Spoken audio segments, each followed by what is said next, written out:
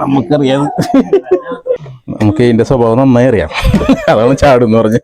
ഇതിനെ പരമാവധി ഞാൻ തൊടില്ല, തൊട്ടാ കടിക്കും.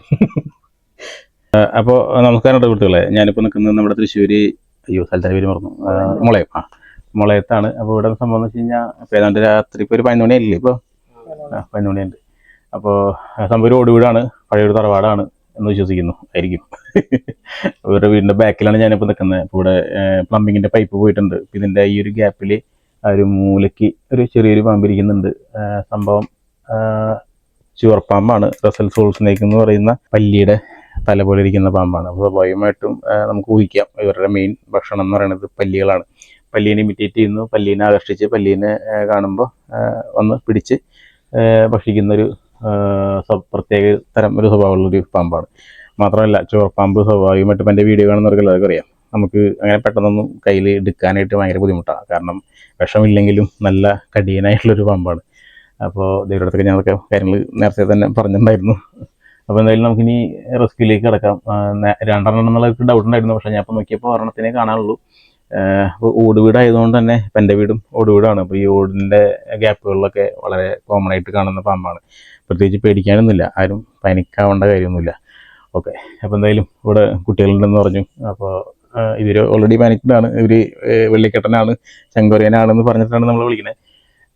അപ്പോൾ എന്തായാലും നമുക്കിനി വൈകിക്കേണ്ട സാധനത്തിനെ റെസ്ക്യൂ ചെയ്യാം.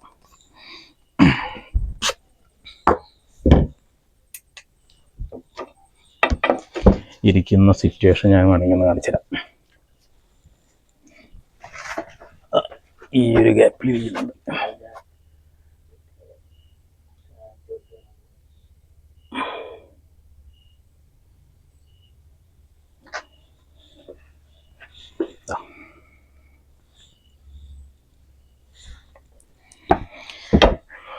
ടേബിൾ മാറ്റേണ്ടി വരും.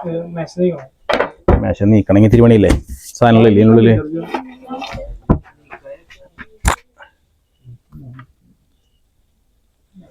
ഈ ഒരു റെസ്ക്യൂവിനൊപ്പം ഞാനൊരു ഡിസ്ക്ലെയിമർ കൂടെ പറയാൻ കേട്ടോ. വേറെ ഒന്നുമല്ല, കഴിഞ്ഞ ദിവസം എൻ്റെ ഒരു ഫോളോവർ വിളിച്ചിട്ടുണ്ടായിരുന്നു, ചേർത്തലയിൽ നിന്നൊരു സുഹൃത്ത് വിളിച്ചിട്ടുണ്ടായിരുന്നു. നിങ്ങളുടെ വീഡിയോ ഒക്കെ നല്ല വീഡിയോ ആണ്, നല്ല റെസ്ക്യൂവും കാര്യങ്ങളും നിങ്ങൾ ചെയ്യുന്ന സേവനം വളരെ വലുതാണ്. പക്ഷേ നിങ്ങൾ ഇതിൻ്റെ എക്സ്പീരിയൻസ് ഉള്ളത് കൊണ്ടായിരിക്കാം വളരെ ലാഘവത്തോടെ നിങ്ങൾ പാമ്പുകളെ കൈകാര്യം ചെയ്യുന്നുണ്ട്. അപ്പോൾ നിങ്ങളൊരു വീഡിയോ, ഇതുപോലുള്ള റെസ്ക്യൂ വീഡിയോകൾ നിങ്ങൾ സോഷ്യൽ മീഡിയയിൽ ഇടുമ്പോൾ ഒരു ഡിസ്ക്ലെയിമർ കൂടെ പറഞ്ഞാൽ നന്നായിരുന്നു എന്നൊരു സജഷൻ അവർ വെച്ചിരുന്നു. അത് ഞാൻ അംഗീകരിക്കുന്നു. കാരണം തീർച്ചയായിട്ടും നമ്മൾ ഈ കാണുന്ന റെസ്ക്യൂവും കാര്യങ്ങളും രക്ഷാപ്രവർത്തനങ്ങളൊക്കെ നമ്മൾ സോഷ്യൽ മീഡിയയിൽ ഇടുന്നുണ്ടെങ്കിലും അത് വളരെ എളുപ്പമുള്ള ഒരു ജോലിയല്ല. അത് വളരെ എന്താ പറയുക, പ്രാവീണ്യം വേണ്ടുന്ന ഒരു സർവീസ് കൂടിയാണ് ഈ ഒരു സ്നേക്ക് റെസ്ക്യൂ എന്ന് പറയുന്നത്. വളരെ കൃത്യമായ വിദഗ്ധമായ പരിശീലനമൊക്കെ ലഭിച്ചാൽ മാത്രമേ ഇത്തരത്തിൽ ഹാൻഡിൽ ചെയ്യാനായിട്ട്, പാമ്പുകളെ കൈകാര്യം ചെയ്യാനായിട്ട് അല്ലെങ്കിൽ റെസ്ക്യൂ ചെയ്യാനായിട്ട് നമ്മൾ പോകാൻ പാടുള്ളൂ. പ്രത്യേകിച്ച് അതിന് വനം വകുപ്പിൻ്റെ ഒരു നിയമം അല്ലെങ്കിൽ ഒരു സർട്ടിഫിക്കറ്റ് നമുക്ക് ആവശ്യം ഉണ്ട്. അപ്പോൾ നമ്മൾ ഇതുപോലെ വളരെ ലാഘവത്തോടെ അല്ലെങ്കിൽ വളരെ സൂക്ഷ്മതയോടെ കൈകാര്യം ചെയ്യുന്നത് കണ്ട് നിങ്ങളാരും ഇത് അനുകരിക്കാൻ ശ്രമിക്കരുത്. അത് വളരെ അപകടമാണ്. പല പാമ്പുകളുടെയും ക്യാരക്ടർ വളരെ വ്യത്യാസമുണ്ട്. കാരണം വെളിച്ചുണ്ടെങ്കിൽ അവിടെ തന്നെ ആയിരിക്കും. ഇതിനെ പരമാവധി ഞാൻ തൊടില്ല, തൊട്ടാ കടിക്കും.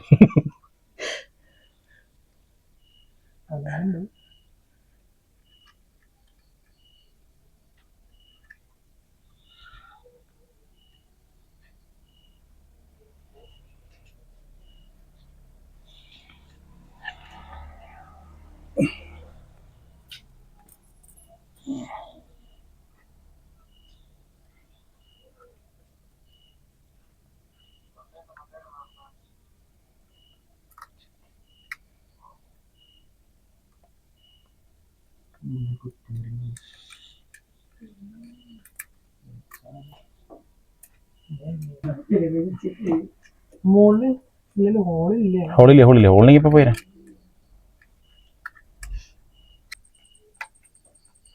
അവിടെ മോനെ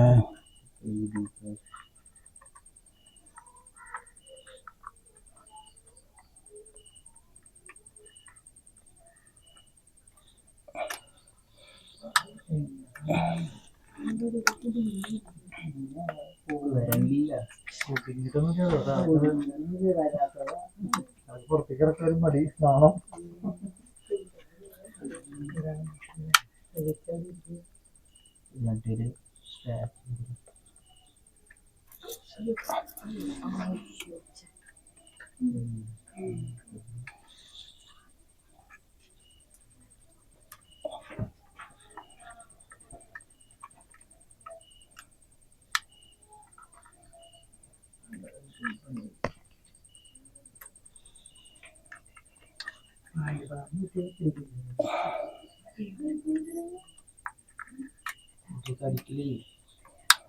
പുറത്തേക്കാണ്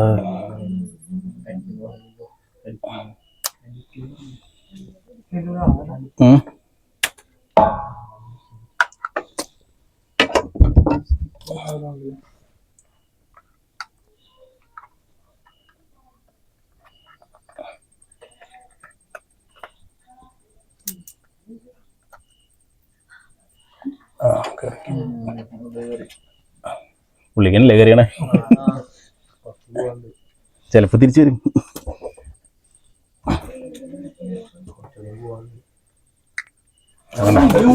പഠിക്കണ നമുക്കറിയാതെ.